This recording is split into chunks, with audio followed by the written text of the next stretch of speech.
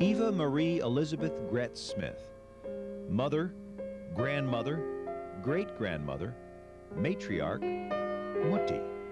Now in her 85th year, she shows us how faith conquers all.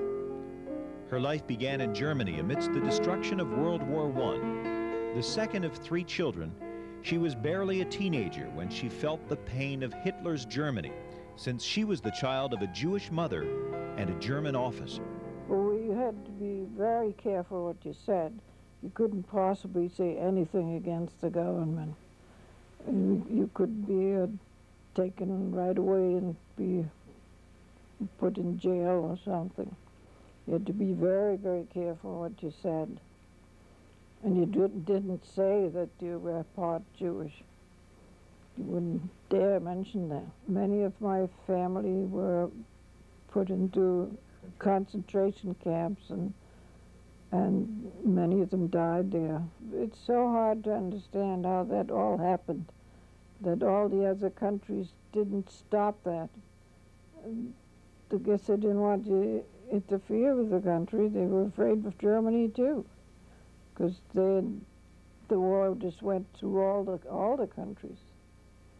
But this brutality, I don't know how it ever could have gotten so far that nobody stopped it. Having lost so many loved ones, Eva and her brothers employed resourcefulness to escape Nazism. My family was fairly well-to-do, and all the things that were any value, they sold, so that we would have the money to get the ticket. I worked for a family, and I took care of the children, like a nurse, so I lived with them, and I traveled across with them. Arrival in America was not exactly a time of celebration. It was very scary to be in a completely different place, all by myself. You know, some of my family were here already, but I wasn't living with them. So I was all on my own and had to try and just do well to get a job. Soon, the dreams of this most idealistic young lady began to come true. When I was in Germany, I was together with groups that wanted to go back to the country, to have groups of people live together and live in the country and raise their family that way. And we thought that would be a better way of life than what you had to do in the city, because it was so terrible in the city there. So when I came to this country, I looked around and sounded around if there was anything like that too. And I did find it. It just so happened that it was the Catholic Worker that had a group that I thought might be what I was looking for. People where they had families that lived together in a community. They had a place in the city, but then when I got to meet them, they told me that they also had a farm, that they were just starting with working on a farm. So of course that was what I wanted. I didn't want to live in the city at all. It wasn't very long that I found a person that I really liked, and who worked especially with all the groups, all the Catholic groups, was a Catholic Worker. He was a very educated person. He was a newspaper man. He was Victor Smith, and he was about 8 years older than I am, and had gray hair, and I couldn't at first figure out what age he was. But he wasn't really that much older than I was. He was quite a bit taller than I was, and very good looking. Well, he wasn't really that much interested in settling on the land. I kind of had to get him interested in that more, but he wanted to be in a community of the Catholic Worker. He had all kinds of different communities, but not all of them settled on farms. Along with her new friend, Victor, and her brothers George and Charlie, Eva turned to the task of getting her mother out of Germany. As they were on the boat, they had to turn off all the lights. It was a Dutch boat thing. that they were on. They had to turn off all the lights on the ship and the war had started there already, so that was the hardest time for me, and that's when I really got my future husband to know, because he really prayed for us and taught me how to pray while they were on the boat coming over here. Unfortunately, they did get here all right. Eva and Victor found meaning in their toils with the Catholic worker and true love in each other. They started a farming community, so we worked with some of them and saw what they were doing, and we really wanted to get in on that. So we decided to get married. We had nothing. They gave us a little party, and we had to walk to our wedding. After the wedding, there were some people, and somebody said he could have gotten a job. He didn't have a suit to put on to go to the job. So my husband then gave him his suit so he could go to his job. We had nothing, and yet we had everything. It all belonged to the family, but what we needed, we always somehow got. When the newlyweds took their first trip to the Catholic worker farm in eastern Pennsylvania, little did they know they would spend all of their life together on that hill. We had a long climb all the way up the hill, and we had a wonderful view from there. So we just walked up there and looked around. We just walked together. Their union was soon blessed with the first of many children. We were married quite a few months before we even expected a child. I was kind of disappointed, but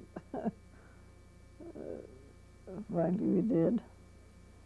And we lived, we had nothing but one room in a place where all other kind of people lived there in that place.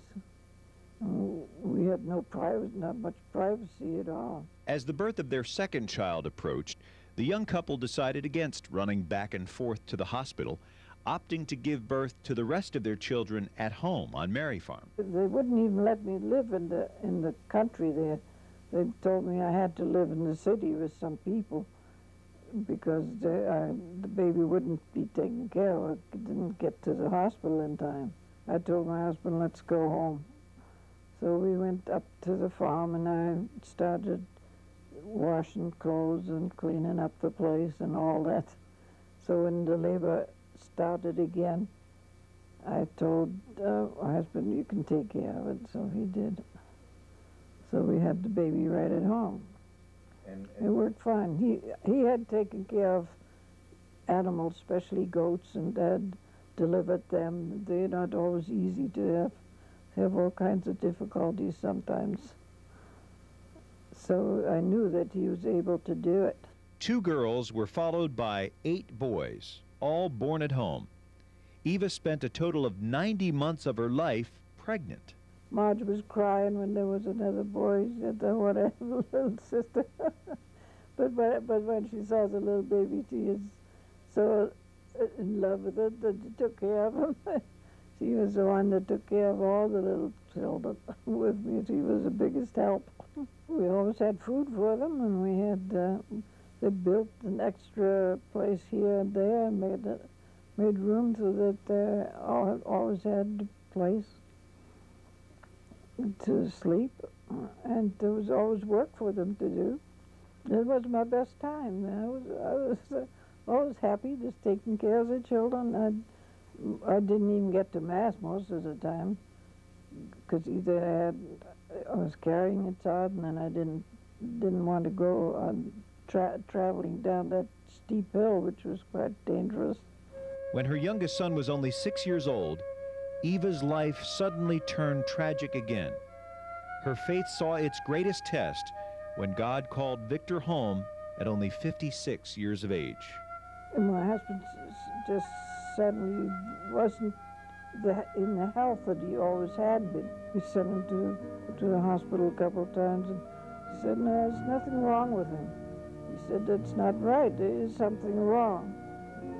So we just did the best we could with him, but he got just weaker all the time. It was something in his blood, I guess.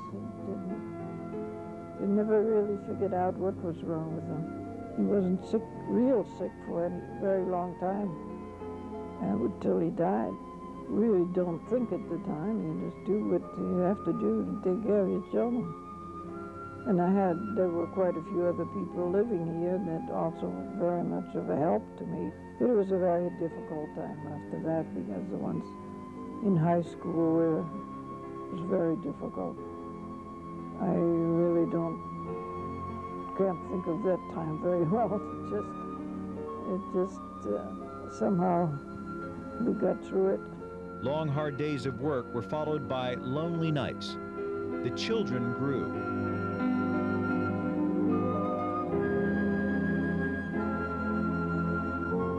Eva's prayers helped bring back several sons from the third war to touch her life, Vietnam. It was very difficult. You just had to keep praying that they were taken care of. It all surely worked out that they all, every one of them developed what they were gifted for, and then really worked very hard at it without getting any help being able to get any help from the family. We had nothing we could give them. They had it all to do by themselves. They always somehow stayed together and got very close together, especially in these last years. I have all great faith in them, because they all have great gifts that they got from their parents, and they all are hard-working and doing a good job, and most of them have wonderful husbands and wives. But life is not easy, and they know it, because then they grew up. They didn't grow up being spoiled, or they all had to work hard. And I just told them, teach your children. Don't give them everything. They have to work and have to learn for themselves, to struggle. And they all learned an awful lot about it in this very hard time when we lost Pete. They know that unless you have the faith and do what, and see that in spite of all these hardships, you are taken care of somehow or other, you have to do that. You have to learn that, teach that to your children, not to just live for themselves, but to live for some ideal or somehow for the other person. Even a stroke couldn't steal the joy of a life built on love for others and faith in God.